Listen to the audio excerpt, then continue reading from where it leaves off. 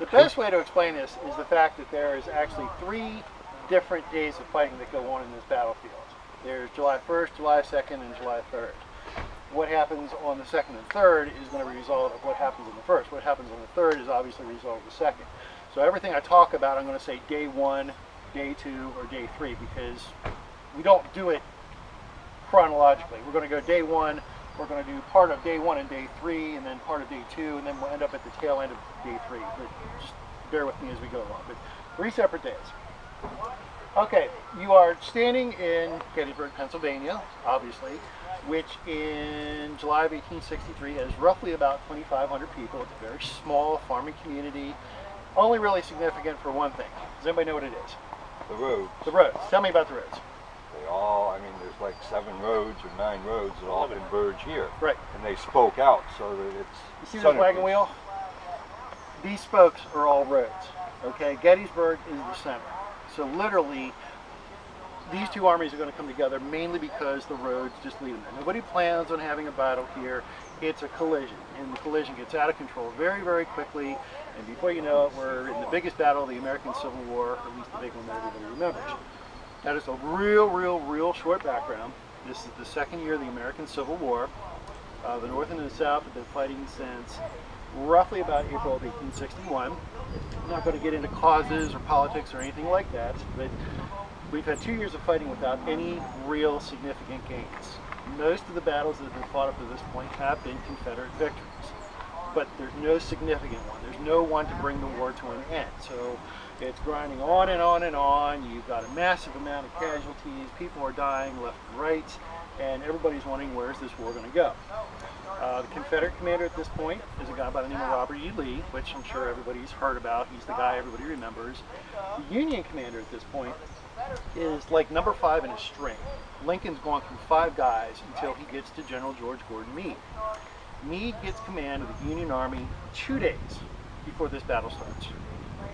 So he has no idea what's going on. And he gets handed this and says, all right, you fix this, you make this work. So he realizes Lee's army is marching into Pennsylvania. That's a problem. Why is it a problem? Too close to the... It's in the north. Yeah. It's an invasion. Plus, if Lee can operate in Pennsylvania, he can take Harrisburg. If he takes Harrisburg, he's in a position to strike on Washington, D.C. If the Union capital falls, the war's over, and Lincoln's lost. So Meade's got to do something very quickly. Now, Lee, at the meantime, is stretched the whole way from Maryland up here into south central Pennsylvania. Now, his army is scattered roughly from about here down along those mountains there and stretches way down towards Chambersburg, which is down in that direction there. He's moving up here. He's looking for, trying to figure out what's going on, where the Union Army is. He doesn't know what's going on. If that's bad enough, the Union Army doesn't even know where the Confederate Army is. And that's a very, very bad thing. So what happens at the tail end of June of 1863 is Meade finally figures out where the Confederate Army is. Realizes it's up here in this general direction. He realizes he's got to stop it as quickly as he possibly can. So he starts moving his men forward. They're going to come to contact right down where that barn is, over across the valley. Does everybody see that over there? Okay, that belongs to a guy by the name of Edward B. Person. And early on the morning of July 1st of 1863, they're going to come into contact right on the road that goes right past that barn. It's a skirmish. You know, I got a couple guys firing shots at each other. It's really no big deal. But neither side wants to back up. So they start throwing more and more men in. And more men in. Before you know it, this tiny little skirmish becomes an all-out battle. Lee's up on this side. He starts from here, arcing around that way. Meade is coming up through the town of Gettysburg, which is right over there, and they're just throwing more and more men in. Now, the way it evolves on the first day, you've got a small group of guys over there, and you've got a small group of Union guys over here. And 2 what we call brigades, roughly about 2,500 guys. Excuse me. And what they've got to do is hold off roughly about 40,000 Confederate troops, which are in a position to move up here and down from the north. 2,500 guys versus about 40,000. Now, how can these guys hold out? Does anybody know? Upper ground. They got the high ground, and what else do they have? Carbine. They've got weapons that shoot faster. Okay, during this time period, most guys in the military are using the standard smoothbore rifle, which means you're firing a gun that takes you about 20 seconds to load. How many rounds can you get off a minute? Three, if you're good. And you got to remember, you got people shooting at you the entire time, which means you're probably not going to get 3 rounds off. These guys got a weapon that has a magazine that can crank out 7 shots a minute, which means they can put out a lot of firepower. So they're holding off Lee's army until Meade can get more people up. And we're getting more people on the field. We're throwing more and more people in. The first real commander of the Union First Corps comes up, a guy by the name of John Reynolds. Reynolds is on the field for about 20 minutes. He catches a bullet right in the head. He falls. Who's in command? Nobody knows. There's a lot of confusion. Nobody knows exactly what's going on. Different people are arguing over who exactly is controlling the Union Army. But the problem here is there's just too few Union troops. You've got a corps coming from the Confederates on that side. You've got a corps from the Confederates coming in on this side. And basically, the Union Army starts getting pushed back. The flanks start being enveloped. The guys drop their weapons and they run back to the town of Gettysburg as quickly as they can get there. They're looking for high ground. They're looking for reinforcements. They're looking for a place to stop. Now, you can't see it anymore because it's summer. And it used to be very well marked by a very, very high tower, but they took the tower down. Roughly, you see that small little monument over there, that pedestal that sticks straight up? If you go straight beyond that is what we call Cemetery Hill, which is where the people of Gettysburg bury their dead during the 1860s. It's high ground. And that's where the Union Army has chosen to kind of situate itself and get its act together and reinforce. So as these guys are retreating and the Confederates are pushing in and pushing in, the Union Army is all starting to gather on Cemetery Hill. And that's the place they're going to stop, and that's where things come to a close on July 1st. So you're standing roughly where the Confederate Army was standing on July 1st of 1863. You're looking down into the town itself. We're looking pretty much from the northwest, I guess. Union position there by the McPherson barn is going to start changing back. Basically, this all becomes held by the Union Army, or the Confederate Army, by the end of July 1st. And now it's a matter of sitting around and figuring out what we're going to do when the sun comes up on July 2nd. Now, where you're standing right here, Oak Hill, this is the point that is, it's not going to give you the best view of the battlefield, but it gives you a very good idea of what the opening day's battle is going to look like. It's going to stretch the whole way down that road, along that ridge. It's going to stretch through the town, and it's going to stretch around the other side. When we get down the road, you're going to go up a tower, at least some of you, if you want to go up it. That'll give you a big perspective of the entire battlefield, and you can see everything more concisely. Behind you is the Eternal Light Peace Memorial. Gettysburg becomes a very, very big place for reunions after the war. There's a 50th reunion, and believe it or not, there's a 75th reunion. And veterans would typically come here. You know, they're all very old at this point. They're all talking about how wonderful life was during the war, and they get together with their old veteran buddies. Franklin Delano Roosevelt comes here during the 75th reunion to dedicate the Peace Memorial. You can also see the flame at the top. This is a monument towards peace. You know, it's a reconciliation between the North and the South after the Civil War. Because 75 years afterwards, they can all sit down and laugh about it, and, you know, talk about the good times we had in the military, and it's almost so far along at this point, it's hard for people to remember. But this is the gifts of the country to the Union veterans, both North and South, to commemorate what they did here in July of 1863. Now, a couple points you're going to notice as we go around the battlefield today. What's leaning on? Elbows. Oh, cannon! Jerk? Jerk. Yeah, but I got an A. You did get an A. I'm going to be a jerk if I got an You A. do go to the head of the class. All right. Both the Union Army and the Confederate Army are using two typical types of cannon. There is what we call the rifled cannon, which has rifling inside of it. You can put your hand in there and you can feel that there's some kind of groove cut in there. What this does is give the shell a little bit of a spin. And that means you can shoot further and you can shoot more accurately. Of course, I don't have another example here. The other type is just a smooth bore, which shoots just a round ball. There's no rifling on there. It It's very short and it's very inaccurate. Typically, both the Union and Confederacy used what we call a battery. In the Union, a battery has 6 guns. In the Confederacy, a battery has 4, whether they're rifled or they are smoothbore. But most of them load from here. They load from the bore. Now, at Gettysburg, you can't see it, and when we walk around here, you can take an eyeball. On the other side, there's 2 breech loaders, which means they load from back here, which is very novel for that time period. One thing you want to remember about this battle and this war, it's a very technologically advanced war. This is a very modern war. We've had the Industrial Revolution. The weapons are bigger, the weapons are better, the weapons are more devastating, which means what? Casualty rate's going to be through the roof. Anybody know why we have so many casualties during the Civil War? Disease. A lot of it was disease, Probably injury. because they didn't have the medical That's type a of big help problem. that we have now. But you also got to look at it in terms of it's Americans fighting Americans.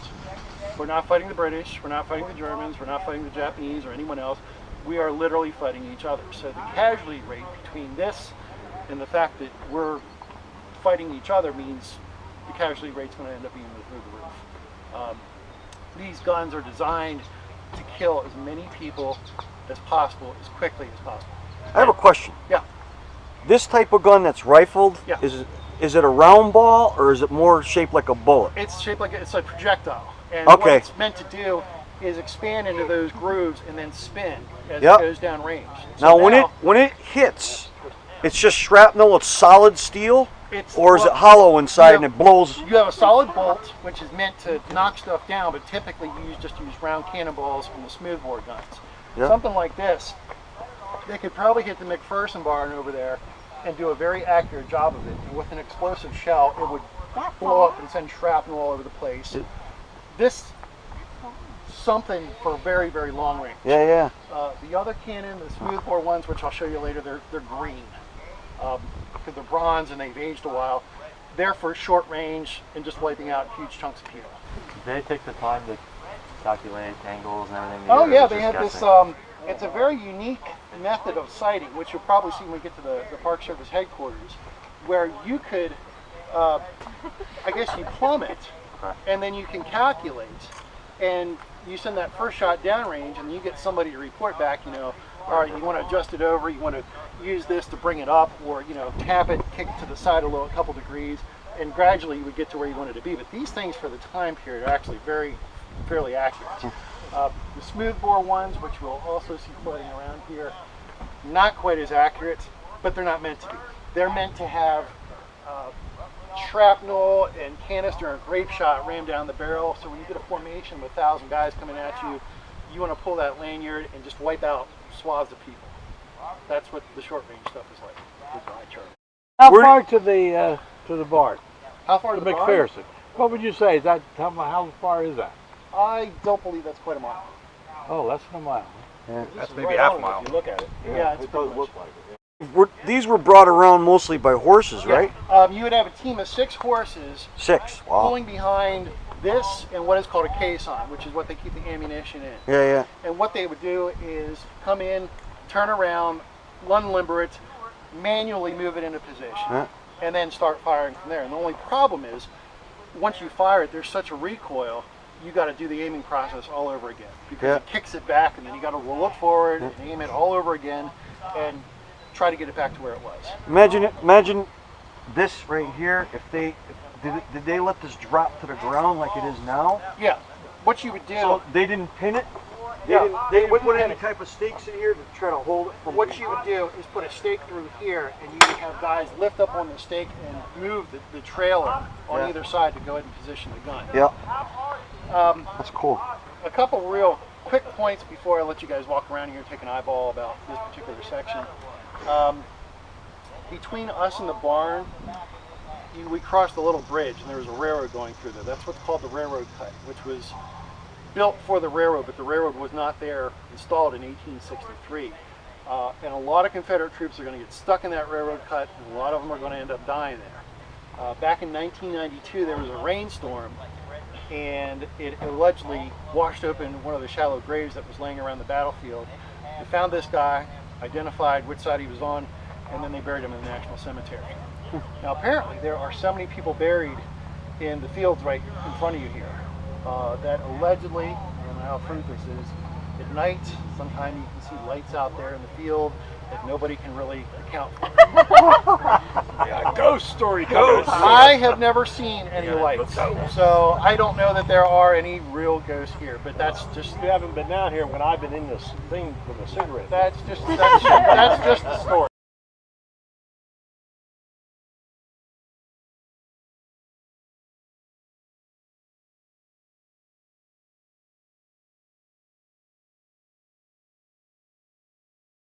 This is the Virginia Monument. All the states that took part in this battle all put up their own state monuments, but this is probably the most widely recognized one on the battlefield because it is Virginia. Most of the troops here were Virginia.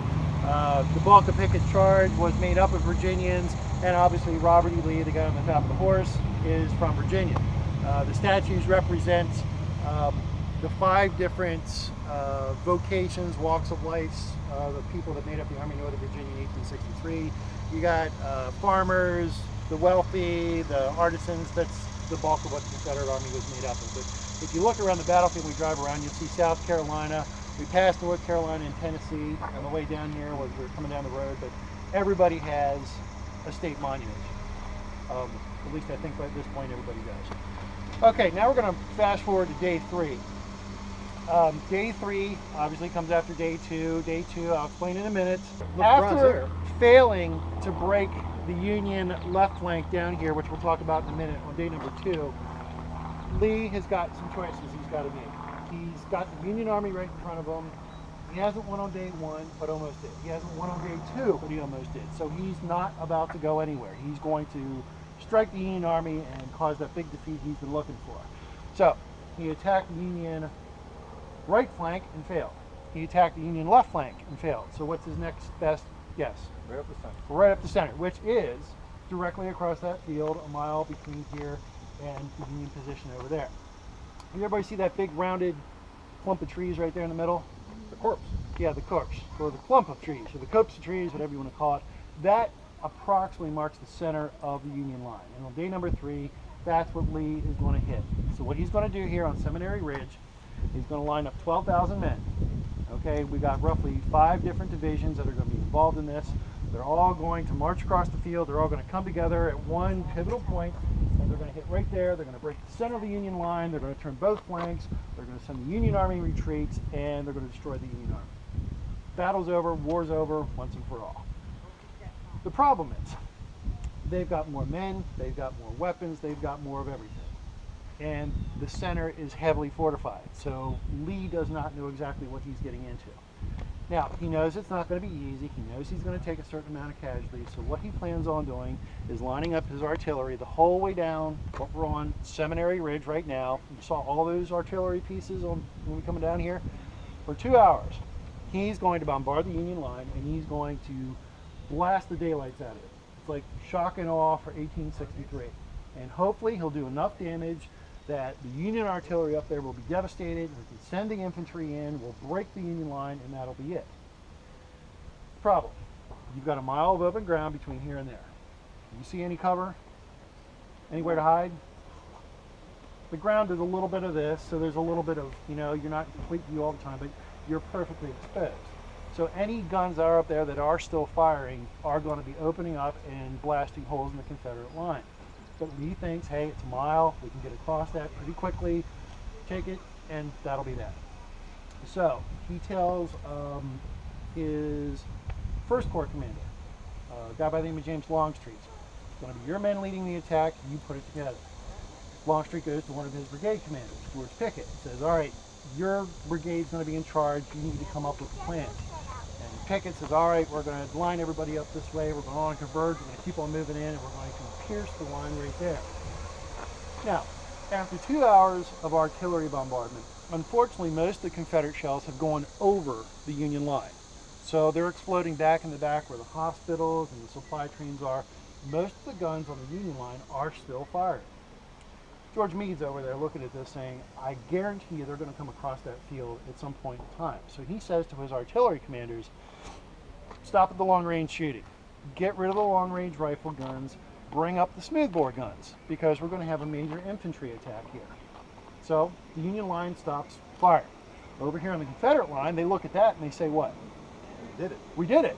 We destroyed the Union cannon. Now's the time for the attack. So while Meade is withdrawing the long-range stuff and bringing in the short-range stuff, Confederate troops start coming out of the woods. They start forming up. They start all lining up. And roughly about 3 o'clock in the afternoon, they start moving forward. Now, we're all going to walk to the end of the pathway here. We'll go ahead and do a little bit more about what we're going to call Pickett's Charge, which is the high point of day number 3 in the battle here at Gettysburg. So, lead on.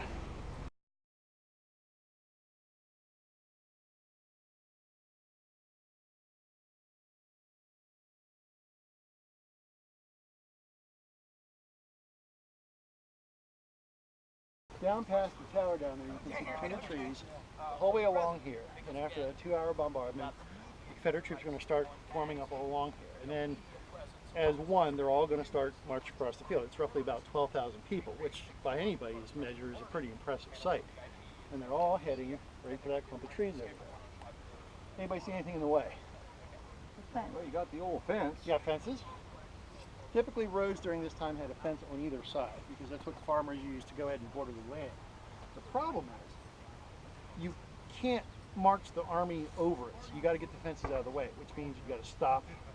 You got to take it apart. You just hit him. Yeah, what's the problem with stopping right there and taking the fence apart? Perfect target. Yeah, you're right under the Union guns, which are just right up on that little ridge over there we call Cemetery Ridge.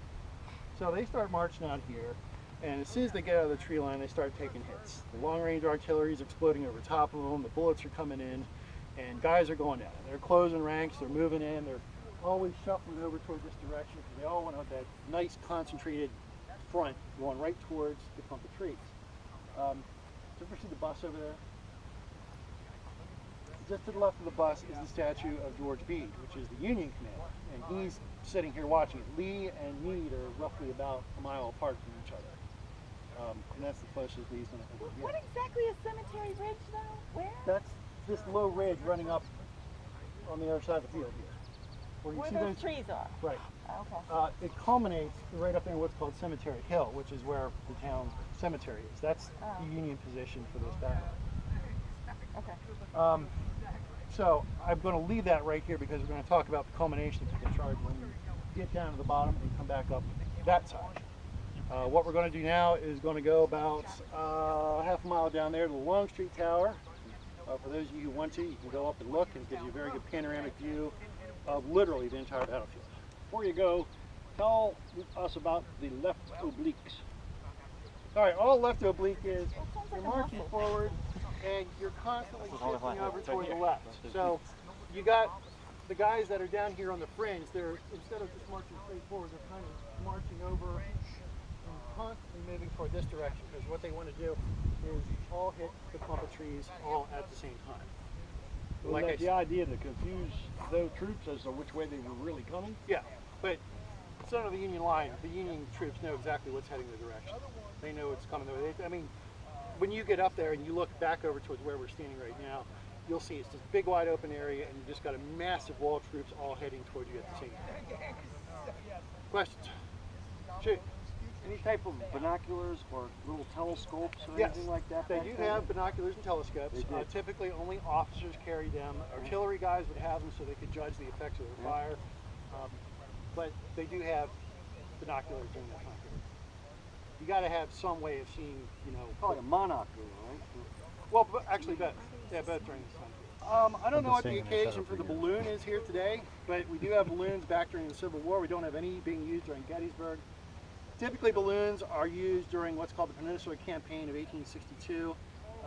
Basically, it's a very first run hydrogen gas balloon. Typically you take silk, you soak it in a chemical solution that makes it airtight. I don't even know how exactly you create the hydrogen gas, but you fill it up and you go up there and you can look at the enemy's position and you come back down and say, all right, well, the enemy's here, here, and here. And then they start taking the telegraph up with them so you can literally send down a message along a wire to tell everybody what's happening on the ground. Why that is here today, I do not know. But they were all tethered balloons, though, They were all right? tethered. They weren't It's like tethered. free floating. Although there's one story, and this is one of those anecdotal stories I always bring up in my Civil War class. Union general goes up right around the Chickahominy River outside of Richmond in 1862, and he's looking at the Confederate position, and he realizes the balloon is moving. Now apparently somewhere on the ground somebody dropped the ball and they let go. So he's floating, and he's floating across the river, and he's floating towards the Confederate position. That's not a good thing. So he looks and he says, well, the best thing I can do is jump out of the balloon and land in the river and swim back to the Union line. So he takes his uniform off.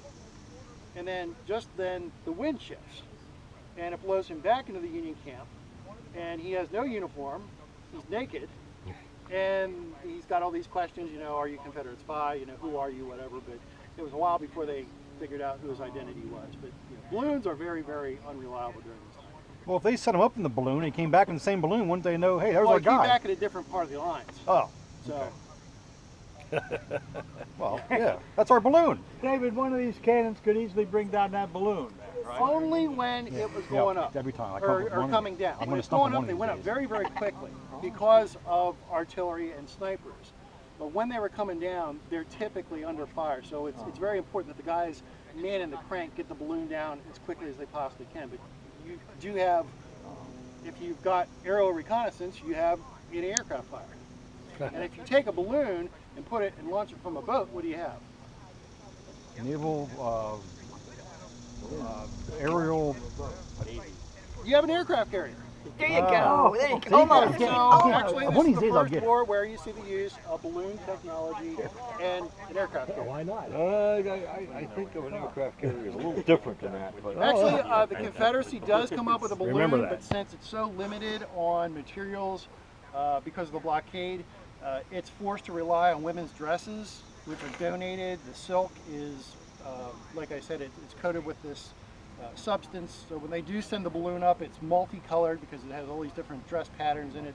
And unfortunately, on its first launch, it gets away and it lands in Union lines. How did all these cannons, the original ones, ever get saved till this point? A lot I of mean, them, they were just left here in a battlefield? no, and- they the Union took possession of the Confederate ones that were left that were wrecked, and a lot of them got melted down for World War II for metal. But there's been a concentrated drive to locate where different ones are because people put them in parks, they put them in cemeteries, they put them all over the place. There's actually a database of real Civil War cannon, authentic Civil War cannon that are located in different parts across the country. Is there any still buried, you think? Oh, I'm sure. Up where we were on Oak Ridge, they tracked down the original cannon that fired the first artillery shot in the Battle of Gettysburg. It's actually still there. Sir, The fences. yes. Something about them. Were they here then? Why? Why are they here? How did they get here? Most of these fences follow the original boundary lines of the farms that were here during this time period. Like you see the Spangler farm over there, you see the Fedori farm right there, the big barn right there, the Sherfy farm over there. A lot of those are original farmhouses. They typically house park personnel today. But the fences and the rock walls you see typically follow the same boundary lines for farms they had back then. And they were all built since? Oh yeah, they've been rebuilt over and over. But they've gone to great pains to try and make the battlefield look exactly like it did back then. Well, back then when they made them, everything was like a two-man handle saw. Yeah. To cut everything. That's Yeah. all they had. Maybe hatchets too, right? Yeah. They had hatchets. This fence is a lot different from that fence you see going across Yeah. the road there. That's going to take some time to put down, and you're doing all that under enemy fire. And that's where a lot of Pickett's men are going to start taking heavy hits, is right there at the road. So those posts are buried and those other Yeah. horizontals are pinned They're- in. Yeah, well, they got holes. was that Yeah, the way so- that fence was, though? Was that that type of fence that was That's there? the The same- movie, that's the the same- movie shows that kind of a fence That's the same kind of that fence. they were that was there. having to pile over. Yeah, but there was one on both sides. So you know, so you Right. get one down, you go across the Yeah, road, and then you got got to another one pile take over it. the other one. Yeah. Yeah. Why didn't they use their heads and just blow the fence down? Yeah, so that's it. Well, I've always wondered why, if you're We'll going to play attack shots. here on July 3rd, why not on the evening of July 2nd? Don't you send a couple guys out to take the fence down? Because Yeah. that's just going to really screw you up. Big time. Yeah. In fact, the burial records of the time period show that the greatest amount of Confederate burials are right there along the Emmitsburg Road, right where the fence was. Let's go digging. Yeah, well, I'm pretty sure they've all been, well, maybe they probably not have been all dug up. Few well-placed grape shots, but at least put a hole in the fence. Now, I think the problem is by the time anybody got around to thinking that, they've expended a lot of their ammunition. And it's all about taking around those artillery pieces you see over on the line there versus trying to take out fences, so. Yeah, they were running out anyway over here. Yeah.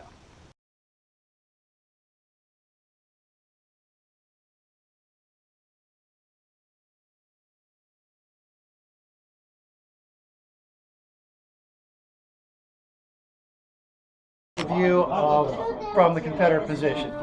It extends up here, it extends down there. Over there, where you see that needle sticking up, that's one of the Pennsylvania monuments. Just to the left of that is the clump of trees. You go a little bit in the open field past that barn, that's the clump of trees. Okay. So they're going to be lined up on this side, all heading towards that one particular point, which means they got to go through all these barnyards right there. They got to cross this. Oops, sorry. They got to cross this entire field. The problem being, from Cemetery Hill over there, stretch the whole way down here to Little Round Top, which is this open area on this hill right there. With the rocks on it? Yeah, with the rocks on it. That's Little Round Top there. That's big round top over there. They've got artillery placed all down there. That's all. Next to it, that's bigger. Yeah, that's big round. They've got artillery fire coming down on them every step of the way. So the gaps are getting bigger. More and more men are going down. The further they get across the field, the more men they're going to lose because there's this tornado of artillery fire that's coming in left and right. Now, when they get close enough, you got the guys opening up with their guns. So now you got bullets coming in at the same time. So that's when Lee starts taking the largest amount of his casualties. So basically, when he does make it up to the top of Cemetery Hill, he's going to have a fraction left of the men that he started with. But this gives you a really good panorama of all the important parts. If you look over there, you can see where we started at the Peace Light. This is all the Confederate line down here. Peace light, where? Where he started this morning. Oh. That's that white bill and the White. Oh, way over here to the left. Yeah. Over there. Yeah. Oh, wow. All right, the town is right there in the middle. Where you can see the That's where you saw Buford watching the first day. Right, exactly. I'm up there in that high. Over here, where you got the balloon, you've got Cemetery Hill, which is the anchor of the Union position. And then you got the Union line stretching all down Cemetery Ridge. You got the Peach Orchard right in front of you, which we're going to talk about in a minute. And then Little Round Top is the end of the Union line over here on the right. What was Big Round Top for then? It was just there. It literally is just there. This is important because it's open. You can put artillery on it. That's still weight, so it doesn't do anybody any good. It's a big deal. But to be of any tactical advantage, you'd have to clear it off, so it's going to take time. I opened the back of the truck up. So what he's going to be aiming for on day number 3 is that clump of trees there. You see it straight in front of us. Now, on day number 2, that Peach Orchard out there is going to be the aiming point of the Confederate attack on the second day, because that's where the Union line is. The Union line is moved forward. That's Sickles. That's sick. And he's literally right there. And where you see the corner of the Peach Orchard, it's kind of hard to explain this. The line comes down, bulges out here at the Peach Orchard, and then goes back along the rest of Cemetery Ridge. So there's this big point that's sticking out. Yeah, you said it. Right there. So when Longstreet attacks, he's attacking literally from down here, and he's going to sweep up the Union flank. And then suddenly, right in front of him, he's got this Union line sticking out, which is a perfect attack because you can hit it on both sides. So he's got to take the Round Tops, he's got to take the Peach Orchard, he's got to roll up the Union flank, and he's got to send it retreating. It's not going to work that way. He is going to push the Union line back, you see here at the Peach Orchard, but he's never really actually able to break it. And the problem is he can't take this over here, which is Little Round Top. And that's because there's artillery. At that point in time, there's artillery up there, and they can see the attack coming, they can plan for it, and it's going to come literally to hand, but they beat back the Confederate attack. Without taking that, that's the key to the entire position. Because you get artillery up there, you control the whole line, and you can fire as far back as the town itself. So without the Confederate troops being able to get a hold of it, it's going to be guaranteed that they lose the battle.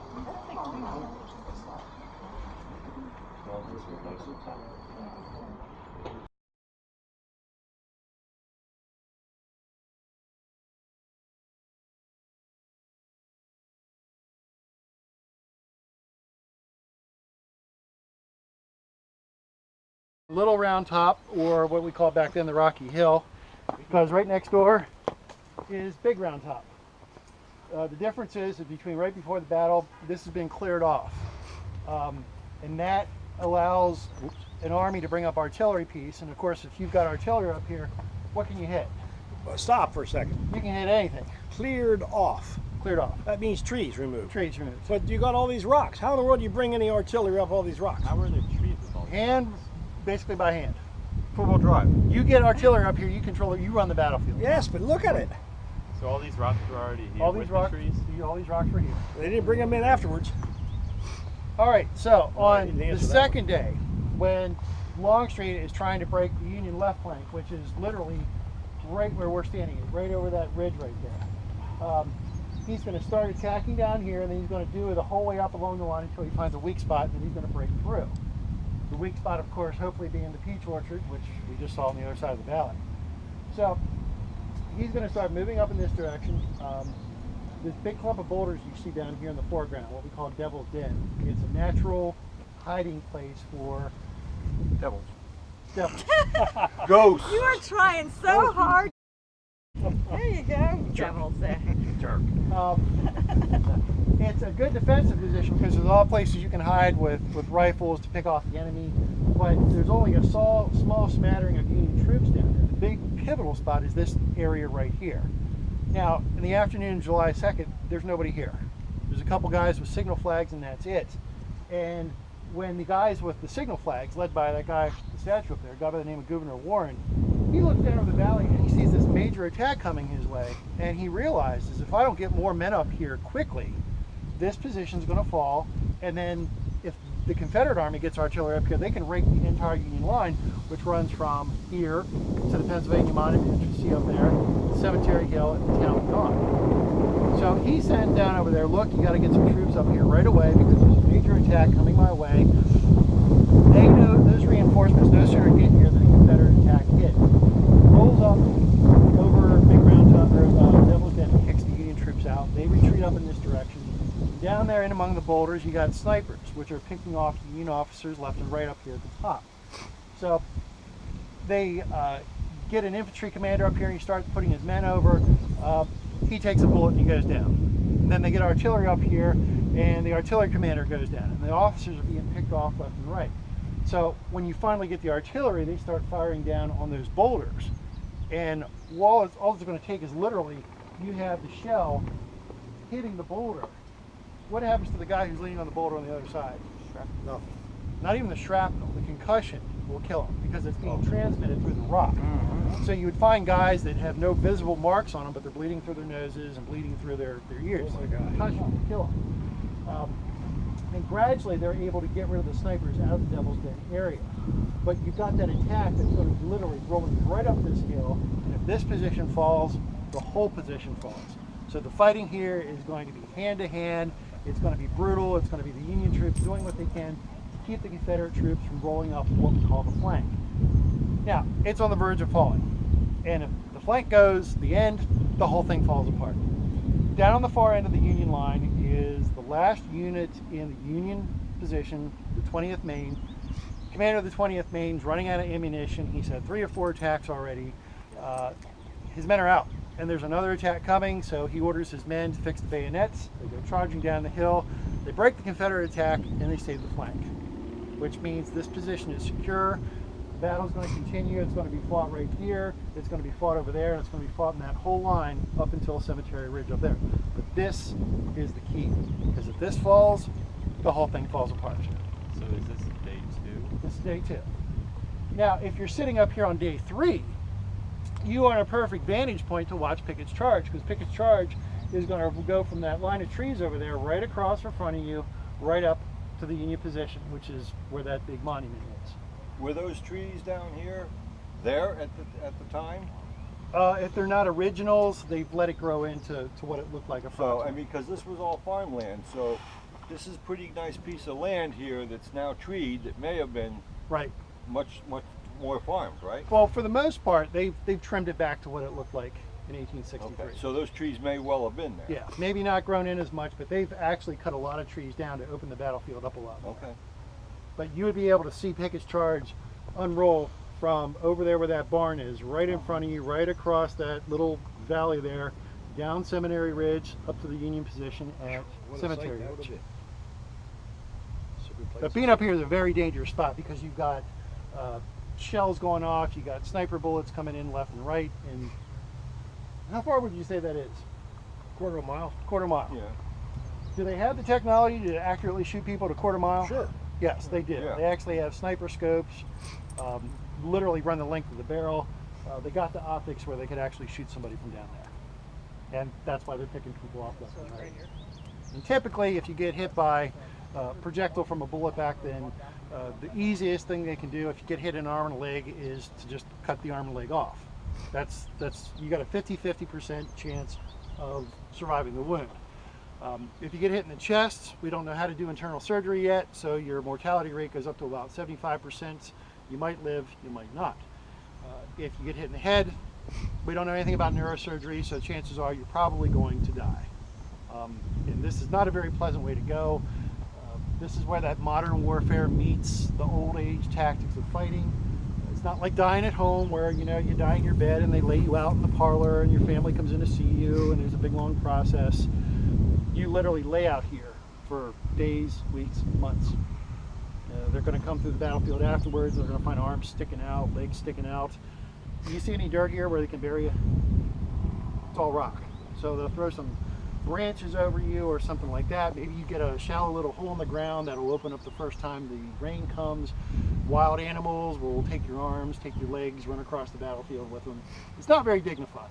And since we don't have dog tags or any kind of identification, if we do have the time to put up a headboard to mark where you were buried, the headboard's going to disappear very, very quickly and your name is basically lost to time. And chances are, if your comrade sent a note back home saying we buried your son at the corner of the fence post 10 feet away from it, if you come back you might be able to find that grave, but chances are the headboard's going to disappear.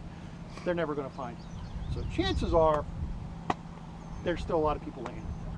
Tactical benefit of flanking. Oh, maybe some of us don't understand exactly why flanking is so important. Okay, if you're standing in a line of men, which is how we fight during this time period, either side is called the flank. If you turn the flank, you're basically bending the enemy's line. So you want to either get on his left flank or his right flank and turn it, because then it bends back on itself. You can attack on two different sides instead of just one, and if you crush it, the panic starts, people start running, they drop their guns, and the whole line falls apart. That's why we got to hold on to this flank down here. If that falls, the whole position falls. So that's basically what a flank is.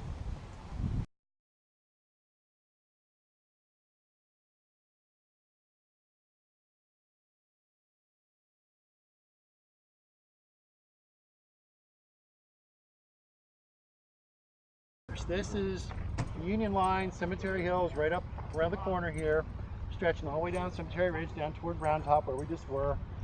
You're looking across the Gettysburg Road in the Confederate position. You see the tower over there where we were, running the whole way along there. There's Lee's statue where we stopped before, and then on up on the other side there. This is where Pickett's charge is going to come to a focus. This is where they're shooting for, because this is the clump of trees right here. So from down there to up there, you got roughly 12,000 men lined up, rank upon rank, all walking across this big wide open area, shooting for this one particular spot. As I said, they make it as far as the Gettysburg Road. When they run into that fence, they got to take down the fence. At that point in time, the Union artillery is brought up in short range stuff, so they're firing what we call canister, which is basically a can filled with metal fragments, and what we call grape shot, which is these big metal balls which are coming out, and they're just wiping out groups of people at a time. And the line's getting closer and the gaps are getting bigger. They make it across the road, they dress the line and try and pull them all together to make that one last push up the top of the hill, and then they charge. And at that point, the Union Army opens up. The men that are hidden back here behind this low stone wall, they stand up, they shoulder their weapons, they let off a round, and it's just like mowing people down left and right. They're taking hits everywhere. They're struggling to get up to the small incline to get up to this particular point right here where you see there's a wall takes kind of a bend that we call the angle. A couple do make it over the wall, but not enough to really take the position. There's Union enforcements back here that quickly swarm the area, push back the Confederate attack. The whole thing rolls up and then rolls right back. It falls apart. Down to the left here, in this little swale here, you see two Vermont regiments that actually walk out in the middle of the field, turn to the right, shoot into the Confederate flank over here, reload, do an about face, and then shoot into the flank here, and basically devastating fire on both sides. So at this point, there's just not enough Confederate troops up here to push the advantage. Too many Union reinforcements. They start pushing the Confederate line back, and they end up retreating back across that mile between here and there, back to the Confederate position, and that's where things are at the tail end of July 3rd. It's been a monumental disaster in terms of Lee trying to win this battle. It's an attack he should have never made, but he had his reasons. Of the 12,000 men that marched across this field, 9,000 of them will not march back. So you're looking at roughly 75% casualties in that neighborhood, which is a huge loss for Lee, because up to this point he's been winning battle after battle after battle. This is something he didn't expect. So when the sun goes down on July 3rd, both armies are kind of sitting there just going, what just happened? They're trying to get the wounded off the field, we're trying to get them to field hospitals, we're trying to take care of them. July 4th. Why is July 4th important? Independence. It's Independence Day. Well, of course it's Okay, so in the Union Army over here, there's a big celebration, while in the Confederate Army, there's a kind of like, well, what do we do now? And July 4th, we just kind of sit there and do nothing. July 5th, Lee decides the best thing to do is to head off back to Virginia. So he packs his bags, starts heading back south toward the Maryland line. Meade doesn't do anything. He sits there and he waits. And he waits. And he waits a little bit more. Now, instead of pursuing Lee and attacking him again and destroying the army and bringing the war to a close, he lets Lee get away. Lee makes it as far south as the Potomac, finds the rivers up, can't get across it. Perfect opportunity for Lee to attack, or Meade to attack. Does he do it? No. And Lee is able to build a bridge, get across the river, back into Virginia, and the war is going to drag on for another 2 years. So we've got this big monumental victory here. You couple this with the fact that there's another huge victory going on south at Vicksburg. So there's two major Union victories right on top of each other. People start to think that maybe the Union might actually win this war. But it's not over. It's going to drag on for another 2 years. You're talking probably another 200,000 casualties before the fighting comes to a conclusion. Now the big problem after the battle is over, there's dead people everywhere. You got arms and legs sticking out of the ground. There's people buried in your front yard, in your backyard. They're buried in the fields. They're buried everywhere. Horses too? Horses too. Well, horses you don't typically bury because they take a No, much... but they stink. Yeah. Well, it's July. Yeah. It's very important that you get these guys underground as quickly as possible, because the stench, the chance for disease, it's terrible. It's a disaster down here. So the governor of Pennsylvania comes down and he looks around and says, I got to do something about this. Can't have, these guys laying around buried all over the place, graves here, skulls here, this and that. So he goes to one of the local lawyers, a guy by the name of David Wills, and says, look, I want you to find a piece of land where we can dig up these bodies and rebury them and bury them with some kind of dignity. So he buys this little plot of land that's right next to the civilian cemetery in town here. And he decides, okay, we're going to find all the Union bodies we can. We're going to dig them up. If we can identify them, we're going to take them. We're going to give them a real burial. Instead of 6 inches under, you're now going to get a 6-foot plot. You're going to get a government headstone. You're going to get some kind of identification, a little bit more dignified. And this is going on all throughout November. And the work's getting done. The guys are almost finished. And he says, we have a ceremony here to dedicate this cemetery. And we can have bands, and we'll have soldiers, and we'll have music and all this stuff. And somebody goes, do you think we ought to invite the president? Guess what everybody says? No. Don't invite the president. No. Because Lincoln never know if he's going to say some stupid joke that's not appropriate to the occasion, and we can't count on him to say something serious. But then the lawyer says, I can't really do this without inviting the president along. So like, well, we'll send him an invitation and maybe he will accept. Well, Lincoln gets this invitation and says, sure, I'll come and I'll say something, but he's not the guy that's supposed to be the speaker. The speaker is a guy by the name of Edward Everett, who at this point in time is America's most well-known orator, speaker.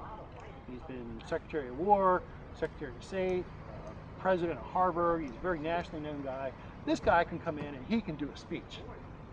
Hopefully if Lincoln comes, he'll keep it small. Hopefully Lincoln won't come. Well, Lincoln decides he's going to go. Yeah, I'll come in and I'll say something. Shows up November of 1863. Stays in town. On the morning of November 19th, they drive over to the cemetery here, which is, if you look at that statue of Meade, it's literally like just beyond that. Edward Everett gets up and he speaks for 2.5 hours. 2.5 hours of droning on and on. People are, God, I want this guy shut up. You know, he's just talking on and he's lost the audience, and people start going around and picking up souvenirs, and they're buying lemonade, and you know, they're not interested anymore. So he sits down, and gets up and speaks. The band plays for a little bit, and then the speaker gets up and says, President of the United States. And Lincoln gets up and takes off his hat, rummages around, pulls out his speech, and he speaks for 2.5 minutes. Then he sits down. And everybody looks around going, is he done? Do we applaud? Is that it? And what he's done in those 2.5 minutes is, of course, the most famous speech we have in American history, which we call Gettysburg the Gettysburg Address. Okay? And what he does in this 2.5-minute speech is sum up really what went on here. It's the idea, everybody knows how it begins? Fourscore and 7 years ago. He basically said 87 years ago, a bunch of guys sat down and put together a government based on the idea that everybody is created equal. And we've had this rebellion, war, whatever you want to call it, and these guys have fought for this principle called democracy. And democracy after the war is supposed to be democracy that applies to everybody, not just a small group of people like we wrote into the Declaration. And the idea here is you really can't say anything to top what these guys did, because these guys gave their blood to make sure that the country continued.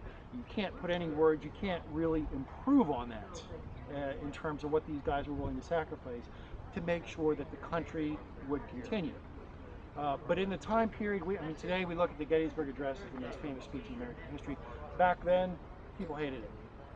They thought it was a terrible speech for a man of Lincoln's caliber, because it was short, it didn't go to any great amount of detail, and it really just kind of whitewashed the whole what happened at Gettysburg, I think. So it really doesn't become a popular speech until much later on. There's very few people in 1863 that recognize the Gettysburg Address for the big important speech that it is. But back then, most people looked at it as a very bad speech for Lincoln. Even in Lincoln, he sits down and he goes, that was a disaster. Nobody's going to like that. And of course, the editorials in the newspaper the next couple of days are like, oh, Lincoln, it's a horrible speech at Gettysburg. It was an absolute disaster of a speech. You know, we could have counted on Lincoln for something a little bit better. But in the 267 words, the 2.5 minutes that he speaks, he really sums up exactly what was going on here. That these guys died for something that was more important than just fighting a war. They're fighting for equality, they're fighting for democracy, they're fighting to make sure that America continues into the future. And this is basically where it all comes to an end right here. Meade statue's up there. A little bit beyond that is where the old Cyclorama building used to be. It's no longer there. They've moved it down to the visitor center, which we're going to be going to directly. But this is where everything comes to a head on July 3rd of 1863. Questions? Yes? So you said they buried the Union soldiers in the cemetery. Yeah, it's supposed What happened to the Confederate? Most of the Confederate dead were left where they fell. It's not until many years after the war that civilian groups were put together to come north and to disinter Confederate dead and take them back to cemeteries back in the South. It's like if you're in any major Confederate town, they usually have what's called a Confederate cemetery, where they will just have, you know, the ones killed at Gettysburg, you know, the ones killed at Spotsylvania, because they have no way of identifying them 20, 30 years after the wars come to an end. So the National Cemetery is primarily for the Union of the battle. Why didn't they bury them? They didn't recognize them as Americans anymore? Or? No, South lost the war. You know, No, they're still Americans. yeah, they didn't see it that way. They said you're traitors, basically. They're traitors. You know, you Right decided to go with the bad guys, so we're going to leave you in your hole, and you're not going to get a dignified burial. Where everyone else gets dug up, they get a headstone. If we can identify you by what you might have had in your pockets, you can have some identification. But if you get a chance to go to the cemetery, you'll see just square granite blocks with numbers, and each number represents a body because they just couldn't identify it. If they could identify you, they laid you out by state, and that's the way they put the National Cemetery together. But the majority of the people that are buried in that cemetery are unknown. And like I said, there's probably still a lot more out here that we just haven't mentioned. During the whole war, how did they transport massive amounts of water and food? Usually most army would have what they call a supply train coming behind them, and the supply train was very important because that was your lifeline. For the Union Army, everything over there is like supply stuff, and that's where the Confederate Army is trying to get, because if you disrupt the supply line, you've ruined the entire army. So keeping the supply line, the telegraph lines, the railroad lines, keeping all that open is very, very important. Lee's problem is his stretches all the way back to Virginia. And if somebody cuts that puts his army in a very bad situation because he's alone, he's in enemy country, and he doesn't have any supplies. The advantage he has is this is all farmland. So his army can literally live off of what it has around it. It's a very, very rich area, but most of that stuff is, you got to have some kind of connection with your supplies. Did they have like big barrels of water? I mean, yeah, but most of the water you wooden got, barrels, you know what I mean? If you came across a well on the march, you would go hit that well until there was no water left, and then you would move on. So literally, you know, when you got 10,000 guys that are taking the water out, it'll dry the well out. Yeah. The water is, especially in July, it's a very rare commodity, and you want to drink it wherever you get it. Because with the heat, you got guys falling out from sunstroke. Oh, yeah. Literally, they're dying from the exposure to the heat. You're wearing a wool uniform. You're probably carrying between 40 and 50 pounds of gear on your back. It's not an easy march at all. And both armies are going to lose a lot of guys just getting here to Gettysburg because of the heat. And you're not in the best physical condition anyway, because the food you're getting isn't all that good. So you don't have the stamina to deal with hot July heats and, you know, everything that goes along with I it. got another question. Did they ever send out, like we do now, night patrols? Very rarely. Most fighting during the wars was governed by daylight hours. Now, on the reverse side of Cemetery Hill, there is a night attack that occurs on the evening of July 2nd, but it doesn't really go anywhere because it's just too hard to see. So, very rarely do you see fighting during the night. It's all governed by daylight flares. Well, they would end up shooting their own guys. Didn't they happen a lot? What they call it, fracking or friendly fire. friendly fire? Well, they, That's all Stonewall Jackson. yeah, his own He guys. got shot by his own guys back. Yeah, you stand there and say, God's fate if I die, I'm not afraid of any bullets. He gets shot by his own guy. You went down when the sun went down. You usually got up probably about 3 or 4 in the morning, had an hour to get ready, and by 4 o'clock, 4 or 5, you're on the road. Because they use every daylight hour to move troops from place to place. What did the supply trains or whatever bring for food? What did they have to eat? Depending on which side you were, the Union Army's better supplied. So they would get a regular ration of this god-awful substance they called salt pork, which was beef that was literally, it's in a barrel of brine as a preservative, and it's terrible stuff. Dirty, slimy, wet, horrible-looking piece of meat. As far as thing you can do is throw it away. You would maybe beg stuff from like farms along the way or stuff like that, but you got supplied on a regular basis. We were talking about hardtack earlier. Yeah, hardtack. Yeah. You got issued this stuff called hardtack, which was basically this is really hard flour and water biscuit that had enough nutrients to keep you on your feet, and that was about it. You drank coffee, and you drank lots of coffee. You made coffee every time you stopped for 10 minutes. You built a fire, took some beans, ground them up, threw them in a pot. You set your hardtack in the coffee and let it sit there and kind of soften up a little bit so you could chew on it. No cream or sugar. Yeah, in the Confederate Army, you didn't get that on a regular basis. You got like cornmeal and you got bacon, and usually when you got it, it was spoiled. But the bugs were an additional source of protein. So I believe it. no, and that's I what believe it 100%. that's what they had to eat. They either that or subsist off local farms. Do they kill wild animals on the way through? Yeah, that was another. To a degree, yeah, but the problem with doing that is if you shoot a gun, you let the enemy know where you are. Yeah. So, Plus, how do you have time to cook them? well, you only do that if you're in like a permanent camp for a while. If you're moving from place to place, you're depending on the supplies they give you. One more thing. Suicides. People saying, I can't deal with it anymore. Was that a common occurrence? Or? No, but you do got guys blowing their thumbs and they're shooting themselves in the foot. So they could claim they couldn't go on. Yeah, but a lot of times you don't see that occurring because you get that kind of bond going, and you feel like if you take the coward's way out, you're going to let everybody else down. So it does occur. A guy, I was loading my gun and I shot myself. Well, the barrel's this long. How do you shoot yourself by accident?